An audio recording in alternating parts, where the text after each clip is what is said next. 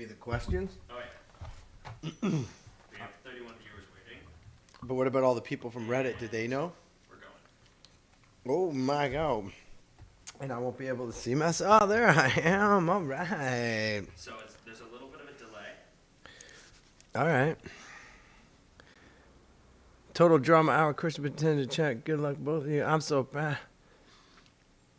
Okay. Well, are we up and running? We are up and running. Are the people from the Reddit over here now too?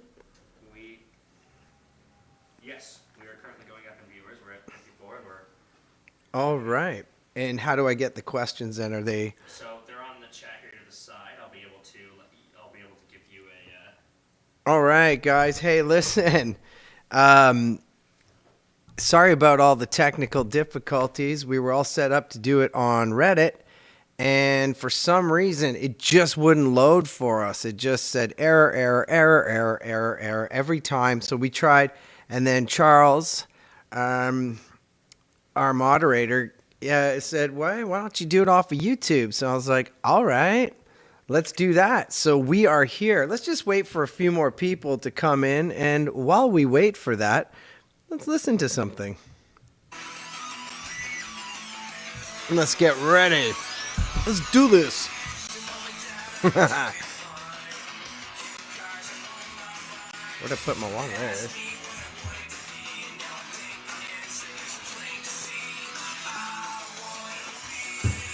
Famous. Waiting for people to show up. Because I've already won.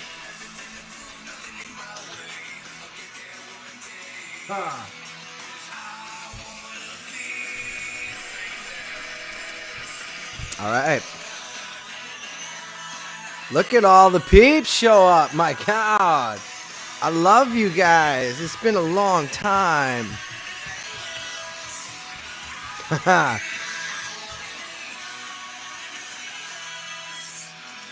All right. I love that guitar slide at the end a lot. Hey guys, what's going on? Long time no see. And the last time I did a video, wow, I got a lot of interesting comments. A lot of interesting comments. And we'll talk about those. I'm just going to start by explaining a little bit of where I've been. What's going on? Because believe it or not, I have a life outside of total drama. And just like we all do. And yes, there is drama. And there's some good times. Well, it's a real mixed bag, a bouquet, as I like to say. But since I haven't seen you guys in a really long time, I figured what we would do is I would just fill you in on what my life has been like. So, when Total Drama announced that, Fresh TV, announced that they'll be doing a different season, still under the Total Drama franchise, because that's really what it is. It's a franchise. The one show that I was on, Total Drama, well, they decided that they'd switch it up for a bit because we were on the air for like 10 years, 12 years, and it just kept going. And so they came up with a new concept for the Total Drama franchise, which is what shows are supposed to do and production companies are supposed to do. But the Redonkulous Race came out and they started casting for it. I didn't audition for any of them because I wasn't asked to. Because I'm Chris Mclean, and I've got a very distinct voice. And so to put me in another show that is total drama, that isn't a character that you associate with my voice, would just be, I don't know, it would just be weird. and you would be jumping from another universe into another universe, and we'll talk about that with Total Drama Rama. But what happened was, is like, yeah, it was a new show, and yeah, I kind of hit a little bit of a depression. Not gonna lie, it was a real sort of, I don't know. I don't know how to explain it, because for like an entire decade, you know, it's like I was Chris Mclean. And when the show ended, well, I was still doing conventions and I was still doing Comic-Con and stuff like that. But I wasn't really voice acting. I wasn't doing anything that was new or current. So I didn't really have much to talk about you guys, talk about stuff with you guys, because there was nothing to talk about. And so I did some conventions, but then I was like, I actually, I had to take a break from that. I had to take a break from a lot of things, because I just felt like I was a parody of myself. And I wasn't me. I was mostly doing Chris Mclean stuff and hanging out with you guys. And it was our own little world. But then it was kind of over for me a little bit. Like all shows, they end. And I've been on many, many, many shows, and live action and cartoons, and they just end. I've been on big commercial campaigns, and they just end. And so it ended. And I stopped doing cartoons. I stopped working because I wanted to reinvent myself, because I wasn't Christian Potenza, the actor, anymore. I was Christian Potenza, known with Total Drama.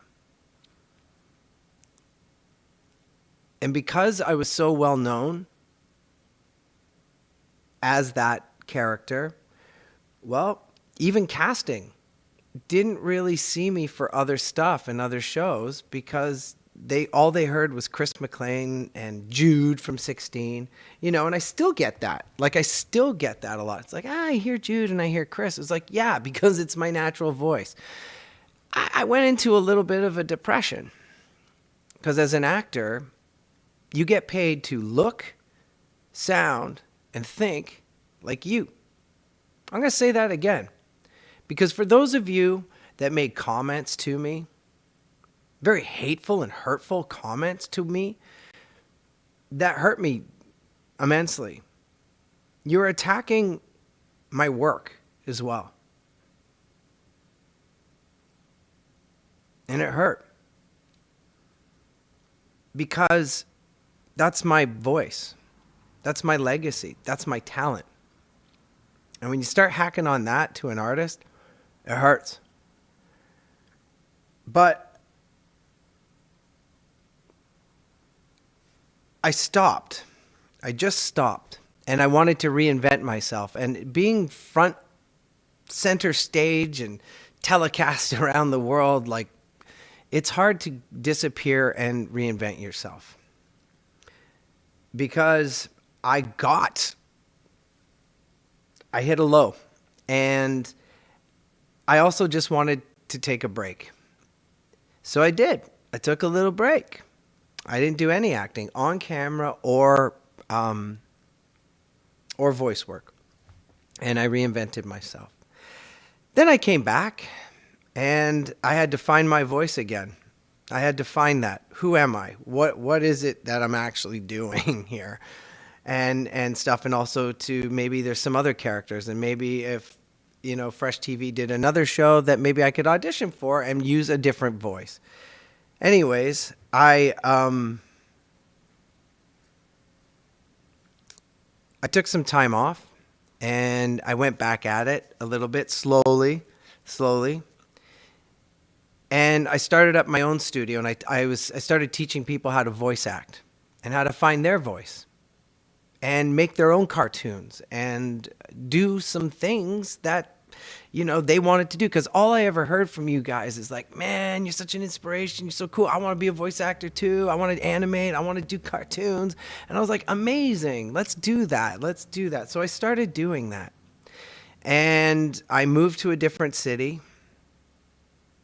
and started up my studio called the Infinity Forge. And that's exactly what we do here. We teach people how to be voice actors and get into animation and find an agent and be on cartoons and make their own and sing and act and do all that stuff. But right before that happened, I lost my mother. I lost my mom. And my world completely changed. Guys, I'm 48 years old. Although I play teenagers on cartoons and stuff like that, I'm almost 50. And I have a life. And that life changed. It was like going outside for a breath, a breath of fresh air and just take it all in. And when I turned around, it was like the door, it wasn't like it was locked. It was like it was gone. And I became rudderless. And I really had to go find myself. And that's when I really started finding my voice and who I am, and started buckle down and teach people how to do voice acting. And then I lost my father. Yep, I lost my father. Now I don't have parents. Now I'm feeling a little bit weird. Life is an adjustment. I'm out there on my own. And while I'm trying to reinvent myself, my whole world changed. So that kind of helped me along. So now here we are, and we have this pandemic happening. Everybody's life changed. What happened to everybody during this pandemic? About not being able to see anybody, staying at home, don't know where your money's going to come from because you're not working. Well, that's what I did 2 or 3 years before the pandemic. But because of this pandemic, my business and this teaching people how to voice act and voice act from home and set up their own studio and everything, well, it blew up. And I started working again as an actor. I am on some very big cartoons that I'd love to tell you about right now, but I don't know if I can because I signed a non-disclosure agreement. But there's some pretty big ones, and I'm sure I'll be telling you about them later. And this was great. Right before the new year, in 2020, it started to pick up and everything was looking good. And then a couple weeks ago, the blue thing happened. And boy, oh boy, did it ever rock some people. Yeah, I'd like to talk about that. And I'd also like you guys to know that I'm not mad. I'm just really hurt. And I'm not the only one. Really hurt. And I want you to know as well that I'm speaking as myself. Not from Fresh TV. I've had limited communication with them about all of this because we can't talk. There are lawyers involved. That's the way television works. So I'm speaking as myself. Fresh TV has never asked me to come and talk to you guys, even though on, the videos and stuff like that and people's comments calling me terrible names and the creators and the death threats. We're going to talk about that. Not cool, man. Not cool, guys. But I'm not upset. I'm just really hurt. And all I want to do is clear the air so we can move on. Because we've got 2 seasons to look forward to. The whole time, guys. The whole time. Do you not think that Tom and Jen, the creators that created this, weren't listening? They were listening the whole time, but it was not their decision. It was the network's decision. The network runs everything. Cartoon Network is the network in the United States. Here in Canada, Teletoon. But now we have Cartoon Network Canada. They're the ones that said there's not a market for this show anymore. They want something for a younger generation viewership. So, because we would do this show all day, every day, until you guys don't want to watch it anymore. We love doing this show. We're so proud of the work that we're doing. From the creators, to the writers, to the animators, to the actors. There are hundreds of people that their lives are this show for real, because that's how they're making their livelihood. That's how they're paying for the roof over their head. That's how they're feeding their families and clothing their families, is by doing the work. And there are so many people involved. And a lot of lawyers. A lot of lawyers.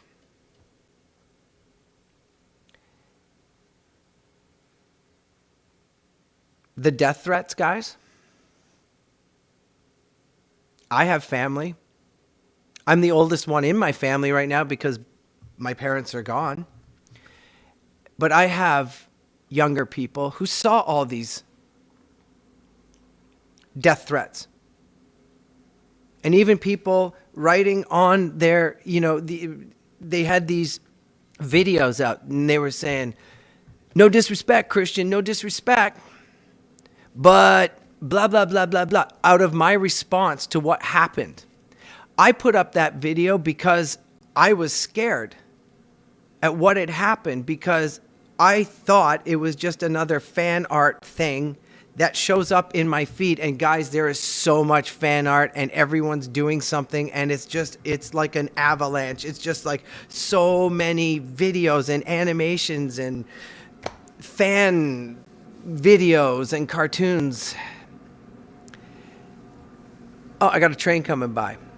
And I wrote, nice job, thinking, hey, there you go. I thought it was a little fan thing, because it's not licensed. It is a ripoff of somebody else's property. And I was encouraging that because I thought they were making a cartoon and I didn't know they were making money off of it. So I did a response because I didn't want to get in trouble. And I sent out a response going, holy cow, I didn't know this happened. Sorry, guys, I got a train going by my studio, and it's going really slow. So I put out a video that day because I saw what was happening, and I couldn't believe it. And I saw the death threats to my friends, Tom McGillis and Jennifer Perch, the creators of this show. And I was just, all I said was stop. But then there are videos out there breaking down my video, making money off of this too, calling me a loser, calling me terrible names, and my friends, my family, the younger ones, who are already in a state because we've all been at home and our mental health is up and down. But then, like my daughter, is seeing death threats and the name calling and the stuff. And boy, oh boy, did I left the video up. I left it up because I was like, come on, let's just see what you really think. And I did. And I went through some of them, and it was hard. It was really, really hard to do. And another reason why I stepped up to the plate to give something out there and let you know how I felt, just to calm the waters a bit, was because the creator, one of the creators, Tom McGillis, you're sending death threats to a creator of the show. That's where I was like, no way, man. No way. That's where I did it. And the fact that I did that and I was being slammed and raked over the coals because you guys were like, oh, Fresh TV told them to do it and it was a stupid response. It was lame and blah, blah, blah. A lot of FUs. Just a lot of FUs. They're just cutting me up. And for a while there, guys, I almost put up another video that just says, I'm out. I'm out. 10 years. 10 plus years of work and celebration Gone. Just didn't have it in me. I didn't have it in me. I didn't know what I was going to do. And I thought I was just going to say goodbye to you guys. Because it just hurt. And I hit another depression. And I was like, it's not worth it. It's not worth it to be treated that way by a bunch of people that don't really know what's going on. And it hurt me. And I've got all the names there. I've got all the names. Because when you start making death threats, right, even if it is on social media or on a platform like this, other people get involved. I have had stalkers. When you are a public figure, you get stalkers. You get interesting pictures every now and then. And you also get a lot of haters. But I had never seen anything like this before. And when that sort of happens, you get other people involved, right? Look what happened when a bunch of people tried to storm Capitol Hill. Look at what's happening to them now, right? That's the way it felt. It felt like a lot of negative energy just stormed it and just ransacked it and burned it to the ground. And I didn't know what to think. I really didn't know what to think. And then there was an announcement. Ta-da! 2 new seasons. And guess what? You guys knew before I did. How about that? How about that? I found out the same day and the way you guys did. I was not given a heads up,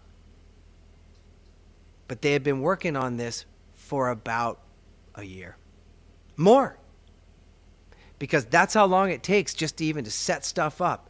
Lawyers, network. Lots and lots of money and IP. And now there's a new network involved. HBO Max. What? So all this was happening and I didn't know. I found out at the same time you guys did. And then the sun came out and dried up all the puddles. And I went and looked at all those comments and all that hate and all those FUs, Christian, and all these you're pathetic and this is all this stuff. It went away and it didn't bother me because we got 2 new seasons. And every single one of you people that came at me and came at Fresh, well, that's on you now. Because the comments are still up there. They're still up there. You got what you wanted, and then some. And yet, that's the way you treated us. How do you think we feel right now?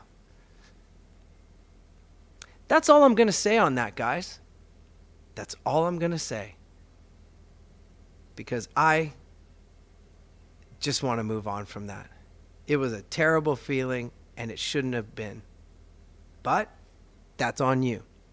And when I say you, I mean all the people that jumped on the bandwagon and had the torches and the pitchforks and the name calling and the death threats. The death threats. I hope when some of you end up being 20 or 30 years old and have kids of your own or families or have somebody pass away that is very near and dear to you, to have somebody who is not knowing you come at you like this, I hope that you will have a modicum of understanding of what you did. That's all I got to say on that. Okay, guys? I'm leaving it.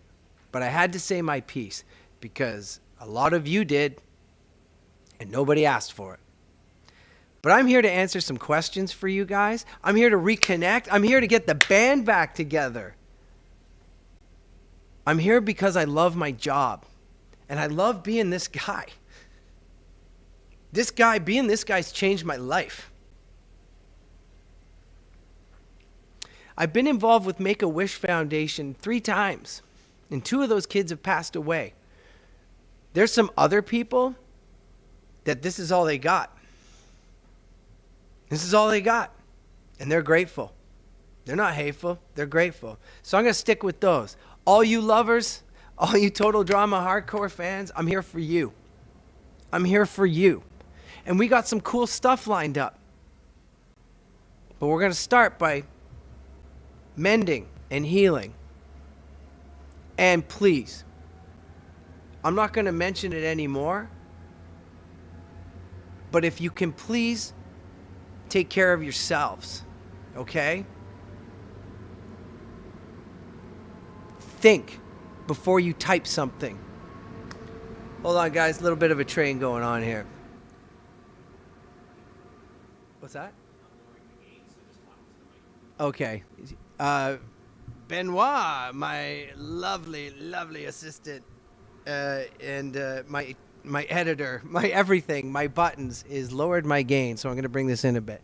So I'm going to leave it. I just had to say my piece because for the last 2 weeks, it's been terrible. And about the blue thing, yeah, I've talked to them too. I talked to the guy, and he feels terrible for what happened. And yeah, it was a big mistake. The fact that he was monetizing it, you can't do that. There are rules in place. It's the law. And it comes from network, not from Fresh TV. It comes from the network, not from Fresh TV. So if you're gonna death threat, then why don't you type your name in, give your death threat, and send it to Cartoon Network, because you sent it to the wrong place. If you're going to send hate mail, send it to the right place, and then maybe you'll get heard, or maybe you'll get a response. But any response that you're going to hear is through lawyers, right? Because we're told not, you can't interact like this. I can, because I'm an actor and I'm talking to you guys. I can talk to you guys. But Tom, the creators, Jen, Tom and Jen, the creators, they can't. And they're my friends. And you guys hurt them. Nobody hurts my friends. They didn't tell me to say that. I'm saying this. Okay? All right. Enough of the heavy. Enough with the freaking drama. Can we get on with some questions? Because I'm done. And I feel a lot better. And I thank you. And, you know, go ahead. Hack me up for saying my piece. But at least I stand in my truth, and I let you guys know what I've been going through for the last couple of years. So if you're going to come at me, then come at me. I don't really care. I don't have time for that. But let's all just stop the drama. All right. Because you know what, guys? Life's too short. Life's too short. And we got 2 new seasons coming out that I know nothing about at all. But let's talk. So now, we've got some questions. I know we were supposed to be on Reddit, guys, but we're not. So I don't know how this is working now. How are we going to run this, Benoit? I'm just looking for some questions. Let them know to send their questions in, and then... All right. So if you guys want to send some questions to just in the chat, I'd love to start answering your questions because I said my piece, and I'm sorry if it came off heavy, but whoo! You thought you were upset? Wow. Yeah. All right. So, first one. First one. What is your favorite challenge from the past few seasons? I'm going to be honest, guys. If we're talking about, the question was, who is it by? This is by AFL Studio 300. AFL? AFL. AFL Studio who? 300. AFL Studio 300. Big ups, big ups. What's going on? Are you a studio? That's amazing. There weren't any that stick out in my mind about what were some of my favorite challenges from past season. Although the second season of Total Drama Action that took place on the movie lot, I kind of like those ones because I'm an actor and I could relate to them. But I don't. Oh, that one and Revenge of the Island. There was some on Revenge of the Island too. I mean, once you put, lasers on sharks, like, well, that's right there. But I think it would have to be some of the challenges in Total Drama Action. Nope. It just came to me. Total Drama World Tour, because they were musical and they were fun. I think those were my favorite. In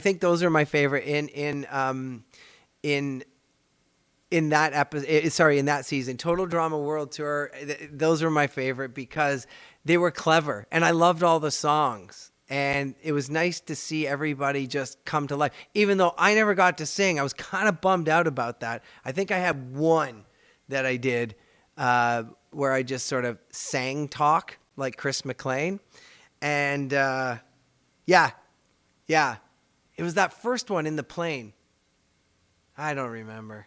It was such a long time ago. 48.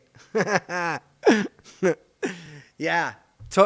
Any challenge from a world tour would probably be my favorite because there were songs. All right, another question. So, this is from Feathered Canine. Do you ever go back and rewatch Total Drama episodes for fun? Feathered Canine.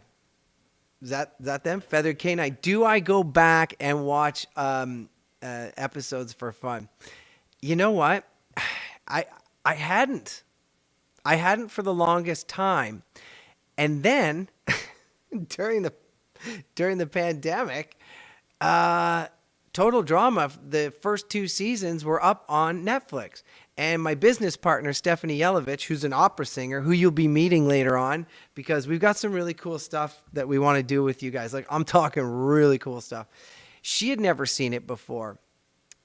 I don't know why a 30-something-year-old opera singer that travels the world would be watching Total Drama.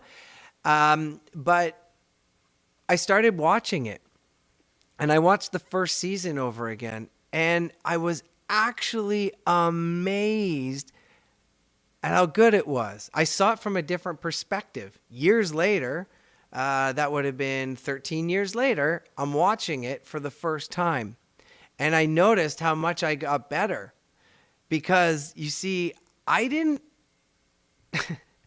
I had a terrible audition for Total Drama when it came out. Do you guys want to hear a funny little story about how I got the part? Is that a thing? But to answer your question, Feather Canine, I started watching first season all over again, and but I was studying it to see my growth, and I actually got into the show as an audience member, not as an actor. And I watched it again. I didn't end up doing Total Drama Action, but I did the first season again. And right now I'm watching Total Drama Rama because I'm working on the show. And I think it's really funny because when we're doing it, there's some of the lines in there are just so good. And I want to see how they're executed. But I'll just tell you, I didn't audition for him right away. Like I didn't go in for Chris. I went in for Jeff, Harold, and there was one other character that I went in for. Jeff, Harold, and somebody else. And I think it might have been Cody. I'm not sure. But I'm bombing terribly. I'm just like, I'm doing my thing. Because Harold, they said, kind of like a Napoleon Dynamite. They always give references to other current or character likes, right? Just to give you a direction to go in. And at that time, my range wasn't that big. I did other things, but nothing that was like human voices. They were more like cartoony voices and stuff like that. But I auditioned for it, and it's not going well. And there's Tom. Tom McGillis is sitting there, and he's like, yeah, no, I'm still hearing Jude. And I just, Jude from 16. Right. And he was hearing it. He's like, yeah. And I was like, yeah, I know how it goes. I've bombed auditions before. And I didn't know. It was a huge cast. They were seeing everybody. And then he's like, Tom McGillis goes, hey, man. He didn't say, hey, man. That was me paraphrasing. He goes, can you read this? Just take some time. Just, go outside, take some time. I was like, no, it's okay. Let's just go now. And I said, what is it about? And Tom goes, well, it's kind of like, he's kind of like, and there wasn't even a caricature. I had nothing to go off of. It was just a paragraph. And he said, why don't you, he's kind of like Jeff Probst from Survivor, right? He's the host of a show, but he's kind of like Ashton Kutcher from Punk'd. And back then in 2007, Punk'd with Ashton Kutcher was a thing. It was a show. And so he's kind of like obnoxious, like Ashton Kutcher was, just be a real frat boy and just like pranking and punking and doing stuff. And then the host, like a stance of Jeff Probst. So I did something. I just went, okay. And I didn't think about it. That was the other thing. I didn't think about, guys, if you're ever auditioning for a role, don't think about that character. Think about other things. We'll get to that later. So I did it and I did a pass. And somebody in the room said, did you want more? And he's like, yeah. Tom was like, he's doing something interesting here. And I didn't know what he was saying, what he was seeing or what he was hearing. So I tried something. I went in a little harder. I just went in a little bit and I put in the, because that's what Ashton Kutcher does in his thing. I put in the, and I don't know. It just all of a sudden went click. But here's the best part, guys. I can give you a little intel. So then we're recording Total Drama. I still haven't seen exactly what my character looks like, but there's such a big cast and we got to get going. And so I'm doing the first couple of episodes and they're just big laundry lists of stuff.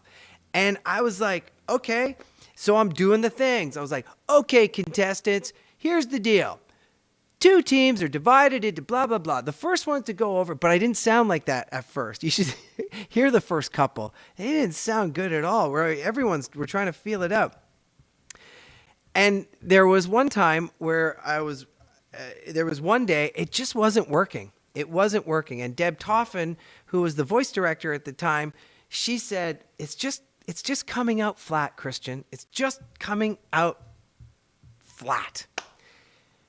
And I was like, I don't know what to do. Like, I don't know what to do because I feel like I'm doing remote control puppetry from around the corner and in the dark. And then to loosen things up, I said, hey, maybe if I did it with my shirt off, because that's what I do at home. I took my shirt off in the booth and I was like, nope. Just try to lighten the mood, trying to change things up. And then Deb Toffin does this. Why don't you just smile? Just smile when you say stuff. And I was like, oh, okay. And so I did. Last time on Total Drama. And then it changed. But here's the thing. It was still a little quiet. It didn't have enough punch. So then I did something that probably screwed me for the rest and why I have back problems. Because I had to yell a little bit. And I'm like this. I'm like, last time on Total Drama. So when you guys hear Chris Mclean, he sounds like he's just going, okay, I'm talking like this. He sounds normal. Not the case, because they turn it down a little bit because I'm yelling the whole time to make this sound. And that was the birth of Chris, was on that day. And that wasn't even after my audition. There had been several episodes, like maybe 3, 4, 5 episodes, right? Couldn't find it. Found it. I went back and did them all over again once I found it. And that's my little Chris Mclean story of how that came to be. I just went off there, so I hope you guys don't mind. I just so much to talk about. Okay, I hope that answers your question. Next question, Benoit. So this one is from Bella the Slug, and it's, other than Chris, who is your fave character? From Bella the Slug? Bella the Slug. Okay, guys, I've said it time and time again. Bella the Slug. Who is my favorite character? Right off the top, I will say it again. Mr. Coconut is my favorite character of all. because Owen is my favorite character, who was played by Scott McCord. I love Owen. I think Scott McCord is probably the most talented voice actor I've ever met, like ever. The guy blows me away. Him and Corey Doran. Corey Doran played Mike, right? Those two guys are just, man, when I grow up, I hope to be a good voice actor like those two guys. Owen was my favorite character, but the way he fell in love with Mr. Coconut, because I always get parts on cartoons that are always a little different. They're on their own plane, kind of like Owen is, right? In Total Drama, he's on his own thing. He's just like that. So I just love the way he interacted with Mr. Coconut. And I was like, Mr. Coconut had a personality, but no one voiced him. And to me, I was like, he's probably one of the most talked about characters that never spoke on Total Drama, right? There's never been a character that didn't say anything. He did, and Mr. Coconut's a thing. Plus, when I was doing conventions, I used to like to make Mr. Coconut t-shirts because they were awesome. So Mr. Coconut for the win for me. And who was that by? That was from Bella the Slug. Bella the Slug. Bella the Slug. Mr. Coconut and Owen. And see, the thing is, I could put them together. If they had action figures, I would have Owen with a kung fu grip for Mr. Coconut. Okay, next question from Duncan07. Who is your favorite winner? Duncan07. Okay, Duncan07. Who is my favorite winner?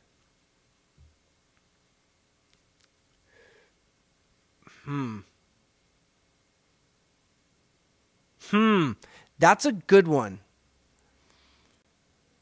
That's a good one.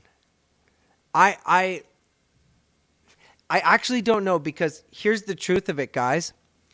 There are multiple endings. There are multiple endings to these shows, or there was back in the day. There were multiple endings because certain other properties or countries, certain other countries, they had different endings depending on their demographics, right? Sorry, guys, we got another train. It's a busy day here in Hamilton. Train's got to get all that drama being shipped out. Hold on, just give me a sec here, guys. I find it hard to talk because it shakes the building. Yeah, because I was smart enough to open up a recording studio next to train tracks. Because I want to be famous. Okay, I think it's gone now. Where the engine's gone. How we sounding, Benoit? Okay, so could you repeat that question again? So it is, who is your favorite winner? Oh, yeah, who is my favorite winner? Right, like I was saying. So here's the deal. They have multiple endings, and I got to see them all. Because I wasn't like the other cast members who would flip to the end to see if they were voted off right away. Because, hey, who likes being voted off, right? So I wouldn't flip to the end to see who won. I would read the script one page at a time and map it out in my head, because I had the most lines to do when I went in and record. Other people would show up and do their things, whether they were there for 20 minutes or 2 hours. I was there for a long time, and I was last because I had to match other people's what they had done. So I had multiple endings. So ending, or one winner, sorry, because I had to play all three out. And in different countries, there were different winners. But I can tell you who was my least favorite winner, Alejandro. Was somebody going to ask that? I did have that question. Well, I'll beat you to it, but if somebody asked it, I'll give them a shout out. But yeah, that's my feeling on it, is the winner. But I'm a big Heather fan as well. I'm a total big Heather fan. Rachel Wilson is a friend of mine, a dear old friend of mine, and because of Rachel Wilson, I got an agent. I was doing a play back when I just was getting out of theater school. I think I was 24. I was 23 or 24 years old, and I had met this girl. Her name was Rachel Wilson, and I did a play with her. And then during the play, she invited her agent to come, and I ended up getting booked, and then my career just went boom, boom, boom, boom. And I remember when Rachel got cast as Heather, her and I went out for sushi and tea to discuss the show and animation and stuff like that. And we had a nice chat, and it was nice to sort of pay back her for introducing me to her agent. So did Heather win? Did Heather win one? I don't know. I think Heather won one. Can you guys let me know if Heather won one? Because I think she's my favorite winner. I don't know. But there you go. That's my favorite winner. Well, and of course Owen, but Owen's my everything. I would love to see a buddy flick. I would love to see a spin. If there was ever to be a spin-off, I would love to see a spin-off that had Chris Mclean, Owen, Chef Hatchet, and Mr. Coconut go on a road trip. That would be amazing. All right, what else do we got? So, from Charles, the mod, biggest voice acting influence. My biggest voice acting influence, straight up, guys, I was just talking about this today. I remember being 24 years old or 25 years old in my studio in Toronto, and I lived in a big warehouse, kind of like what I do now, in this big 20-foot ceiling studio warehouse thing. And I remember, because I thought I was really cool, because I had a big TV. You know those big old TVs? There was no such thing as flat screens. They were big TVs with this big back end. I had it mounted on this swivel arm like the bars did, and it was right into concrete, and I thought I was cool. And I remember standing up. I was watching a cartoon called Home Movies. Check it out, guys, because Home Movies is the reason why I'm in cartoons. There was a character named Coach McGurk, voiced by H. John Benjamin. Do you guys know who that is? You sure as heck do. H. John Benjamin is the reason I wanted to get into cartoons. I remember watching Home Movies and listening to them voice act, but I didn't even know it was voice acting at the time. I didn't know what it was called. I'd never done any cartoons. I didn't do a cartoon till I was 30, right? After my daughter was born. I just started 16. But I remember I've watched cartoons my whole life, just thinking it would be cool to do cartoons, but I never really even thought of how they were made. I didn't really care because I was all about being on camera. But then all of a sudden, I heard this guy talking. I was like, he's just talking. He's just talking, and I love his voice. I love his voice. And I remember I stood up and I said, that's what I want to do. I want to do what that guy's doing. I want to talk like that in a cartoon. I think that's the coolest thing. And then I ended up fulfilling that prophecy, because then I've been on 3 major cartoons in my early start of my career, which was Jude Lazowski. Then I got, it was Trevor Troublemeyer from Sidekick was my first gig. Hired by Todd Kaufman. That was his cartoon that he created. And Todd Kaufman and Mark Thornton were the directors and the head animators and the directors for Total Drama the first couple of seasons. And so there's Trevor Troublemeyer, Jude Lazowski, and Chris Mclean. It's all the same voice. Because when I moved from California, I lived in California. I auditioned for everything for like a couple of years, guys. I couldn't get arrested. Then all of a sudden, I started getting little things here on a cartoon called Brace Face. My dad's a rock star. Ding, ding, ding, ding. A little Mechanobots or Rescue Heroes was another one. Just little things here and there. And then all of a sudden, I wasn't getting anything. I didn't know what voice acting was. But then I moved to California. I lived in SoCal for a bit. My peeps in Laguna Beach. What's up? Dana Point. So then I moved back, and I was hanging around with all these surfers for a bit. And they would say things like, yo, bro, when we're done this sesh, we're going to go down to San Onofre, down to Wahoo Taco. And I'd be like, oh my God, just keep talking. I love the way you talk. I'm from Canada. And then when I came home, people were like, hey, what's with that sound? And I was like, what sound, dude? And they were like, that sound. What's that all about? I don't know, dude. I don't know what you're talking about, sort of thing. And I had changed my sound, and then I started booking those 3 jobs, or I booked those 3 jobs all like boom, boom, boom, all within the same thing. And then my sound was set. And for everything else, even on, I'm on a cartoon called Wish Fart with Devin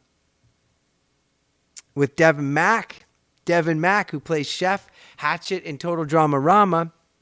And I was on there, and that's another one where it's just my voice, right? And then I thought, I fulfilled my own prophecy. I pointed at H. John Benjamin and said, that's what I want to do. I want to be known for one voice. And guess what? That's what happened. All because of H. John Benjamin. Yep. Biggest influence. To this day, I love him, man. Bob's Burgers, Home Movies. He's on Family Guy. Archer? One voice to rule them all. H. John Benjamin. Much love. I would love to meet him. There's one of my idols. I would love to meet him. Yeah. All right. Next question. From Ellie the Dove, what's it like voicing a villainous character? From Ellie the Dove. Dub. Ellie the Dub. What's it like to voice a villainous creature? It's actually very therapeutic. It's very therapeutic. I will tell you, I think you're referring to Chris Mclean, right? But you see, guys, a villain isn't actually a villain. They're not mean. They just got something to prove. They got something going on. It's actually very therapeutic. And at times, I've actually said, I got a problem with saying this. I got a problem. I don't want to say this is kind of very mean, even for Chris, but me as an actor who's very compassionate. I'm an empath. You know, I feel things. Oh my God, do I feel things? So voicing Chris was kind of, it's very far from my own personality, but I really got into it because when you get in the booth and you just you get the freedom to just act that way, that's where it kind of grabs you a bit, and it inspires you, to try different things, to evolve that character rather than just being evil. Because see, that's the thing. A character doesn't think they're evil, or they don't see themselves as sadistic or anything like that. They, excuse me.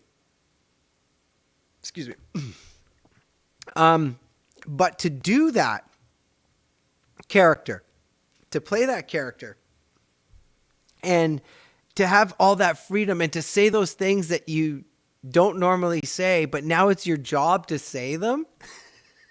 It's kind of awesome because boy, oh boy, especially after some of the comments I read asking me to kill myself and that I'm a loser and stuff like that. I would have loved to have unleashed some McLeanisms on them, but that's because it's the cartoon and it's not me. So for me, it's a very therapeutic and nice feeling just to be a cartoon character and be a little evil. So it's kind of a guilty pleasure. That's a great question, by the way. Thank you. No one's ever asked me that. And I want to thank you for that. That's a wonderful question. I've never really expressed myself that way, but being Chris Mclean is just fun. It's just fun because he's kind of does what he wants. And who wouldn't like to just walk around with a megaphone, a jetpack, a four-wheeler, and yell at people to do stuff for my own enjoyment? Yeah, try it sometime.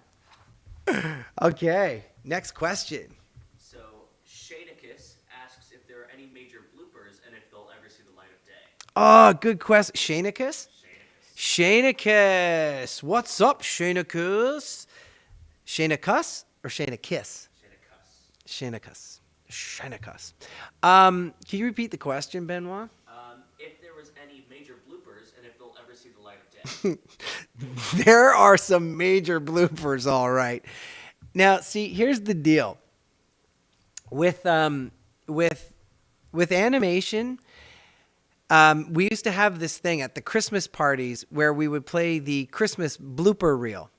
And that's where we'd, at the end of the year, we would compile all the bloopers and the stuff. Because, you know, if we're acting and we're in there for 2 hours and we're sweating and our tongue is twisted and we're doing high impacts and, you know, there are some episodes, especially when I was on Sidekick, where I didn't say any word, but like for 2 hours, I'm going, look out! And I'm just like yelling. So of course there's going to be bloopers when you're trying to make it perfect, and you got to keep your voice up. Now, a lot of the characters you hear, like, you know, Courtney, played by Emily Claire Barlow, that's not how she sounds in real life. But to hear somebody talking like an older woman, not older, my age, you know, talking in this higher voice that's not her own and just curse or cuss or flub a line, but instead of going, la la la la la, sorry, I'm going to start over. You go, la la la la la, oh no, I screwed up my line, F-bomb, F-bomb, F-bomb, blah, blah, blah, whatever.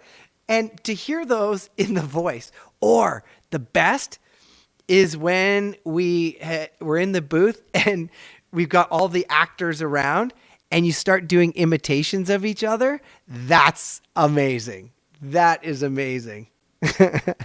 You can't this is why they bring in actors one at a time, because you put 2 actors with some microphones and some headphones, it's game over.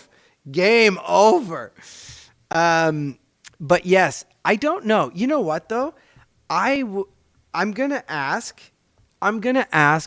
Tom and Jen if there are any of those kicking around and if we can share, because I wouldn't mind seeing some of those because they were a long time ago. But maybe moving forward, maybe what we'll do is keep some of the bloopers and share them with you. I'll put that in the suggestion box to Tom and Jen. Okay? That's a good question. God, these are good questions. All right. Next question? Yes. So this is from Ryan Vasquez. Who would you voice if you weren't voicing Chris? Ryan Vasquez asked me, who would I voice if I wasn't voicing Chris? Well,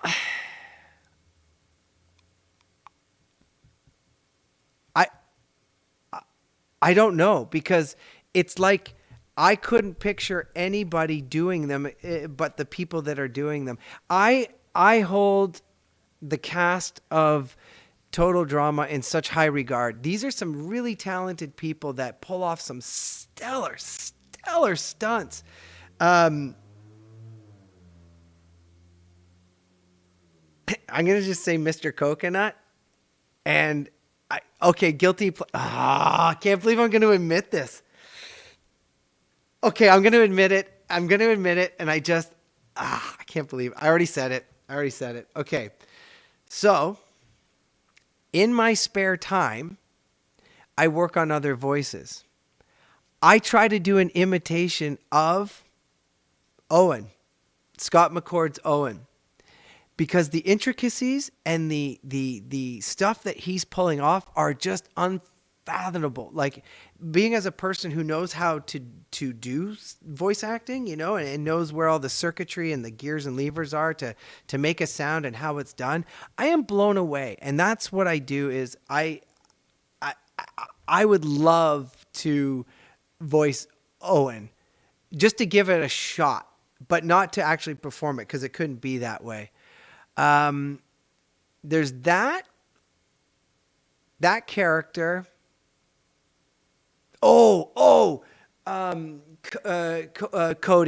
Cody. I just love his dryness. I would have to say it was Cody. That would be the other one. So Owen and Cody. That's what I would do. And Mr. Coconut at the top. Okay. All right. Next Good question. From Yuli. Are any Total Drama characters similar to the real you? So who asked this? Yuli. Yuli. Oh my goodness, that's the second Yuli I've ever met in my life. I didn't know there was another Yuli. Are there any characters that are similar to me? Yes. Yes, but shades of me. For a while there, I was all Jeff all the time. The 90s were weird, guys. The 90s were awesome. So I had a little bit of that going on. I had a little bit of Duncan going on during some teenage years. Definitely had some Owen. But I you know what? I've changed so much. I'm a lot of personality sometime, and to look at myself and see if I'm similar to certain characters. Yeah, no. I can't really think of anything, but the one character that I relate the most to, the absolute most to, is like their heart or their character. I would say it would be Owen. That childlike wonderment that he has in his enthusiasm, I would be Owen. That's what I would enliken myself to. Enliken? That's not a word. It is now. Put it in the total drama lexicon and vocabulary terms. Enliken. That's our word, guys. We own this word. Well, those of you who like me. Go ahead. Next question. So this is from Megan. Megan. Are there any scenes that didn't make the cut? Are there any scenes that didn't make the cut? Yeah. There's an entire season that didn't make the cut. I remember in Total Drama Action, we stopped production for a bit.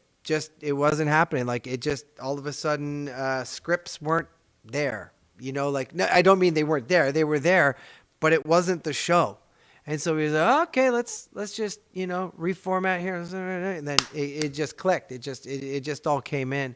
And then, so do you remember when Fukushima happened? Remember in Japan, there was that nuclear power plant that had the earthquake. They had an earthquake with the tsunami, and then now that's why the Pacific Ocean is now full of radiation and stuff. Well, right during Fukushima, we were doing Revenge of the Island, and in that, we had in the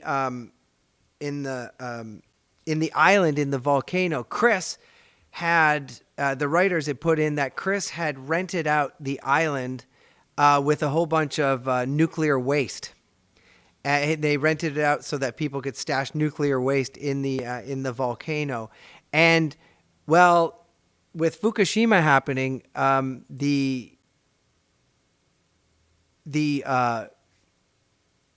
the writers and the creators were like, this isn't cool.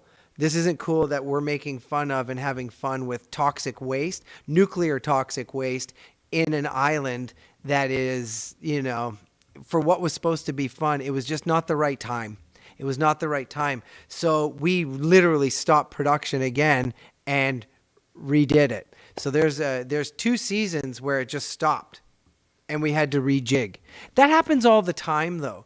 In film and TV and in cartoons. There's so much. If you look at the Leica or the scratch track, the beginning one, that's what we call it, the Leica. And sometimes we have to do, when we do pickups, the Leica is the first sort of pass at it with some loose, very rudimentary animation that's just in place for the animators, and sometimes the animators will put in some text going, hey, look out, what are you doing next time on Total Drama? And all they're doing is doing it not to do an impression of me, but they're just, or of the actors, they're just doing it for time to place it. And we base everything off the Leica. And if you want to know the meaning of Leica, Laika was the first dog that the Russians shot into space. And that's like why we call this one the Laika. It's the first track. And you'll see this in other industries. They call the Laika the first one.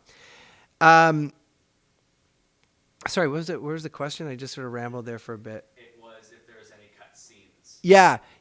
So when you look at the Laika and then when you see what it was, or when you see the actual cartoon come out, and this is like months or a year later, you kind of forget what was there, because here's what happens. The other thing that happens, there's this thing called the generic library, where we make sounds like, chewing sounds, or I didn't, and just reactions like screams or sighs of relief. And then the animators put that in, because sometimes I watch, like, I remember recording something, but when I see it, I'm like, oh my God, I'm really good. Or they used a lot of library, or like, I don't remember being that animated in the performance, because they manipulated at the end. But there is so much that is cut, like so much per episode, and scenes that are cut even in the writing room. I mean, maybe not the next one, but the one after that, I'll bring on Terry McGurran, who is he's the head writer. He's the story editor for this. And he also played Don on Redonkulous Race. And he also played Jonesy on 16. And he's also Scaredy Squirrel. And he's also the voice of Snoopy. This guy's incredible. I mean, my God, guys, the people working on this show are so talented. So talented. And we work on so many other things. But I'm going to get him on there. I'll bring him on, and you can ask him about deleted scenes, because he would know more about that than I would. I honestly, guys, I'm just an actor on this thing. I know when we first started and we started hanging out, everyone thought that I did everything. They'd ask me, like, why did you do that? And blah, blah, blah. Like, I made the cartoon in my basement with my friends and put it up for everyone to enjoy, when it's not the case at all. But I'll bring on Terry. And then I'll go fishing around. So we'll mark that down as well, Benoit, that we can, we'll look for some bloopers and we'll look for deleted scenes. Okay. These are great suggestions, because now I can go to Fresh TV and go, hey, they want to see some stuff. Do we have any of that? And then let's see what happens. Okay, guys, no promises here, but hey man, we didn't know this show would blow up as it did in the first year. And we didn't know people would care so much. So maybe some stuff got put away, some stuff got thrown away. But let's see what we can get. So bloopers and deleted scenes. Those are awesome. So yeah, I'll write that down. So, Note to self, Siri, can you remember for me to get deleted scenes and bloopers from Total Drama, to see if there are any available? Let's see what he said. Oh, great. Thank you. See, you guys, I wrote it down so I don't forget. All right. Next question. Who was that by again? So that one was from, who did it? I forget. Okay. So next question. Next question. From Anyo. Anyo. Who would you want to return for these next 2 seasons? Pardon me? Who would you want from the original cast to return? So Anya wants to know, who would I want to return for the next 2 seasons? I'm going to be completely honest, guys. I don't have any allegiance to any one particular character. For me, it's an ensemble. I get a kick out of everybody's performance on an individual level and on an ensemble. But I know the people that do them. So when I say character, I'm talking about the person, the actor, right? And my view on what they do on the show is very, very different than yours. And but I'll definitely say Mr. Coconut, because nobody said that in the the picture with all the silhouetted stuff. They're like, oh, I can see this person, and that person. And I was like, nobody mentioned Mr. Coconut. He's right there in the front, in the center. Can't see it, but he's there. I would say Mr. Coconut for sure. Next quest. So this is from Cheese Eater. Is there going to be any more Total Drama out? Cheese Eater. Cheese Eater. Is there going to be more Total Drama Hour? Yes. Yes. And this is the first one. This was supposed to be on Reddit. I didn't get it set up, but my friend Benoit and I have some things planned for you guys so we can hang out. I wanted to do an after show back in the day when Total Drama showed up once a week, except for that one time when Australia played one a day. Do you guys remember that? I think it was World Tour. And it was the beginning of summer. And Australia played one episode every day for 26 episodes. An entire month. I think it was the month of July. And I thought that was kind of interesting. Who wrote that question? Could you read the name and the question again, Benoit? So, do we have anything planned? Or is this the... This is from Cheese Eater. Cheese Eater. And will we have any more Total Drama Hour? Yeah, we are going to have more Total Drama Hour because this was supposed to be set up for the Reddit thing. And I'm at the front of my studio where I have all my instruments and stuff. It's kind of like a performance area because I just feel very comfortable here. And but we have some stuff planned for you that we're going to be doing, with some green screen, some interactive stuff for sure. And I'm sure once we start rolling and we start recording, I'm sure Tom and Jen would like to interact with you as well. And have something that's a little more, for us, by us. Yeah, there's going to be a lot more because I missed you guys, man. I missed this. I miss hanging out with you guys. I missed your enthusiasm. It's just good to be back. It's just really good to be back. So if you have some suggestions of things we can do together, because we have this space together. Even if you wanted to do some little, like fan art shorts, not full-on productions, but fan art shorts. We can do that. There's nothing wrong with that, right? Just can't be doing productions, But if you guys have any ideas, stuff we want to do, contests, fan art contests, that's huge. That's something I want to do. I want to do some fan art contests. I want to see if we can come up with concepts for spin-offs. Why not? Because this show is so incredible. We can do anything we want. But outside of the show, you guys have shown us something that this show can have a life that is ever expanding.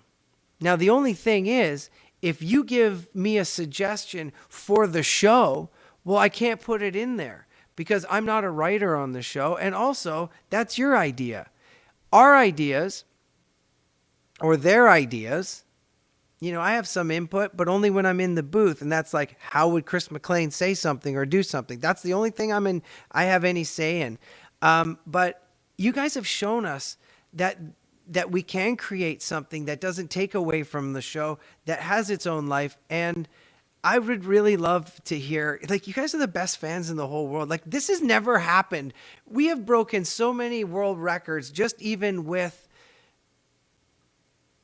just you guys being you and the amount of people, and not just in America, but all around the world, right? This is infectious. And so, yeah, let's come up with some things that we can all do together. Okay? Good. Good for next question. Yeah, next question, please. So what's your favorite season? I my what's her name again? Malaya Robin. Robin? Malaya Robin. Malaya Robin. Great question. Um, can you reframe? Just say that again. What was your favorite season? My favorite season would have to be World Tour. The music was so awesome. It had such a like thumping vibe, man. It was just so good to be a part of that. Like I just felt like I was part of something like really cool that was happening. And you don't get that a lot when you're a voiceover artist. You go in by yourself and it's very anticlimactic when you're in the booth. You know, you could be in there for 20 minutes, 2 hours or 4 hours and you are working. So to have something just come off the screen and be so full and hearing it for the first time, you know, I think World Tour just opened my eyes. So World Tour has got to be my favorite. Good question. So this next one's from Anyo again. Was there any cut characters? Yes. Anyo again. It was asking, were there any cut characters? And yeah. There were some characters that they swapped them out.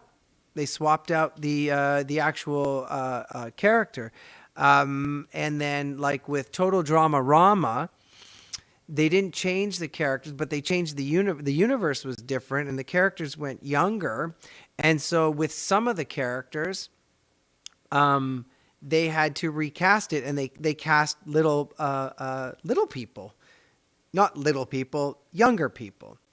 So they brought that in. They brought them in, and it changed the sound. And there were other ones too in previous seasons where the actor was swapped out for whatever reason, and there were cut characters every episode. Really, if you think about it, one a day, one an episode gets cut and voted to the dock of shame, never ever to return. But that's the only ones I remember, and it was more behind the scenes, with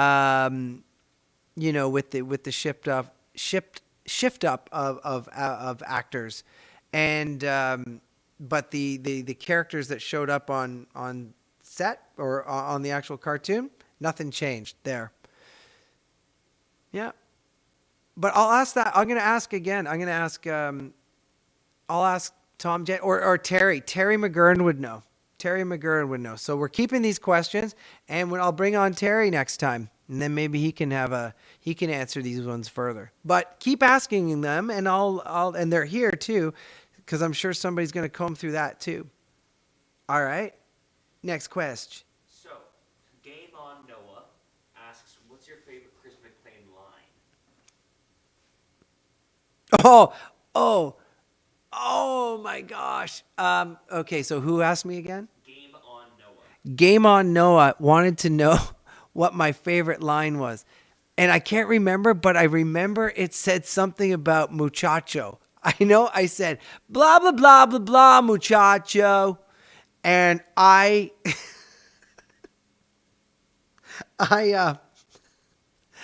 cracked up when I'm starting to laugh now because I remember when it happened. I was like, easy peasy, blah, blah, blah, muchacho. And I lost it.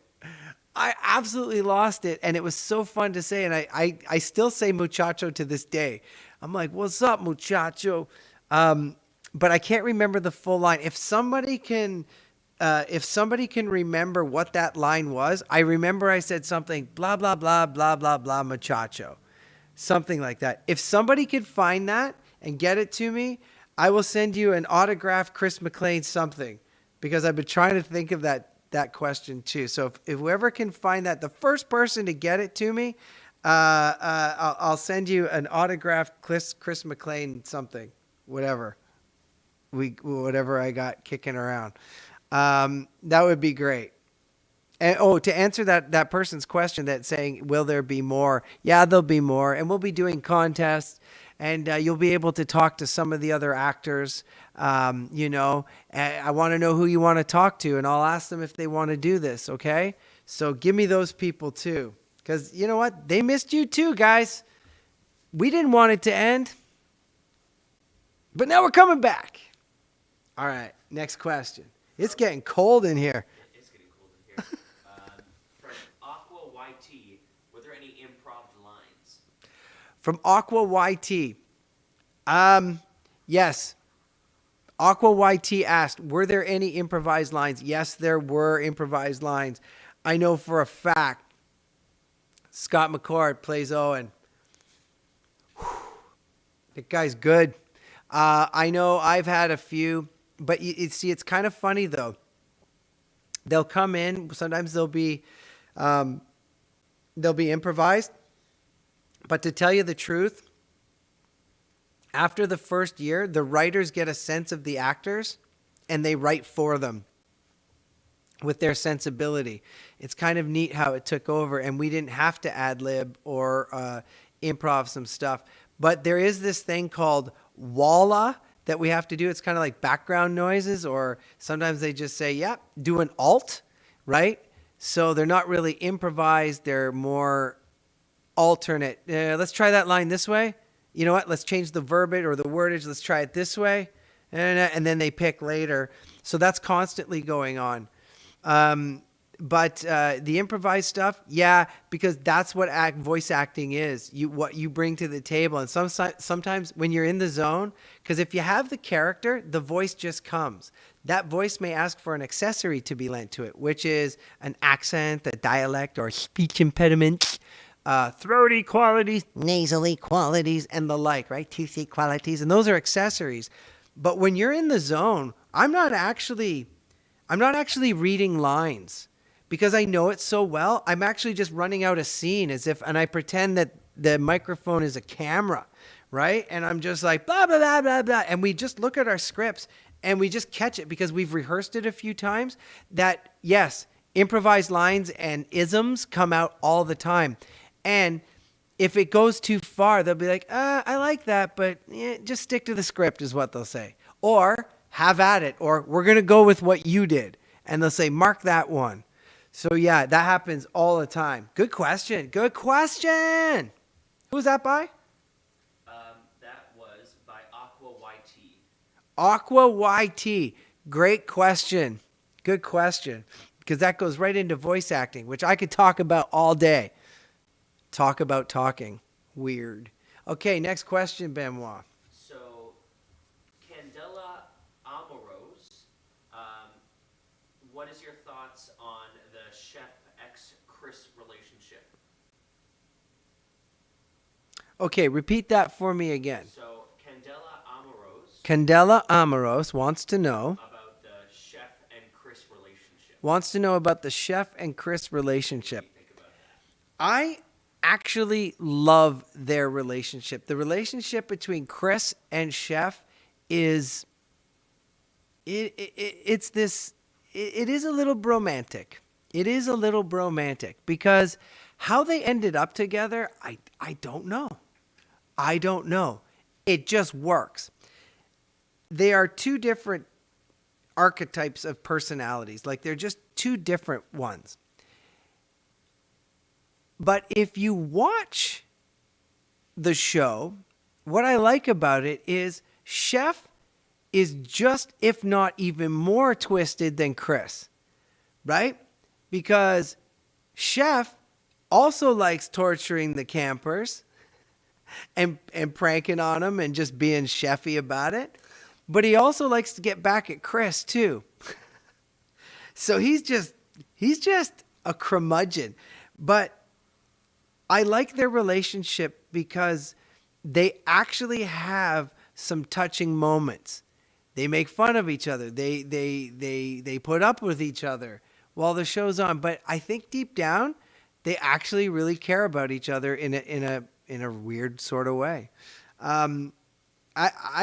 I hope I hope that there's a little more interaction with them, that there's a little more buddy, and more about them personally, not being on the set. I know it's a workplace comedy, kind of. For Chris, it is because that's his job. He's not living it. He's actually a host, and it's a TV set, just like I'm an actor when I was hosting a show. Actually, I got a show called Last Car Standing. If you ever get a chance to watch it, it was on the Discovery Channel. It's called Last Car Standing.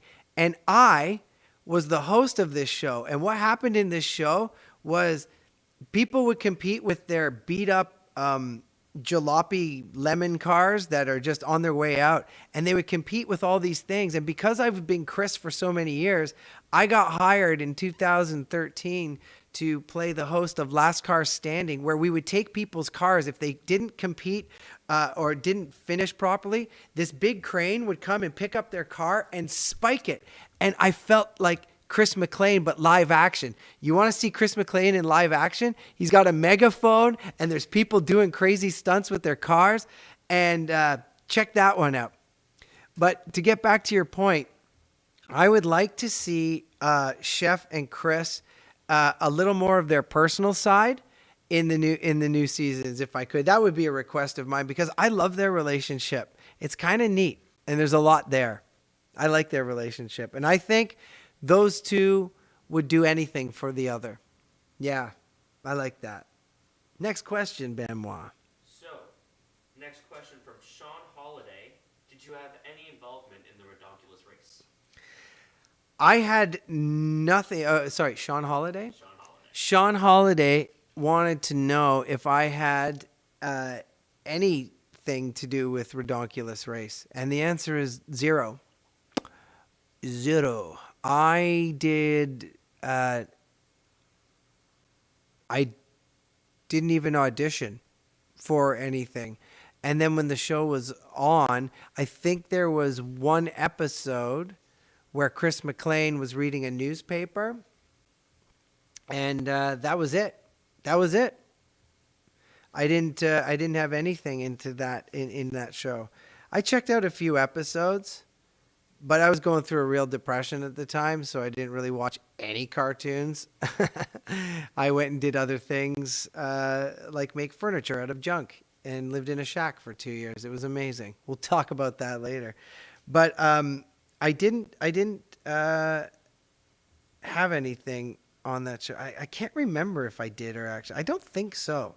I think they kept the two universes or the two franchises, the two shows separate, like not to cross a stream or anything like that. And that totally makes sense.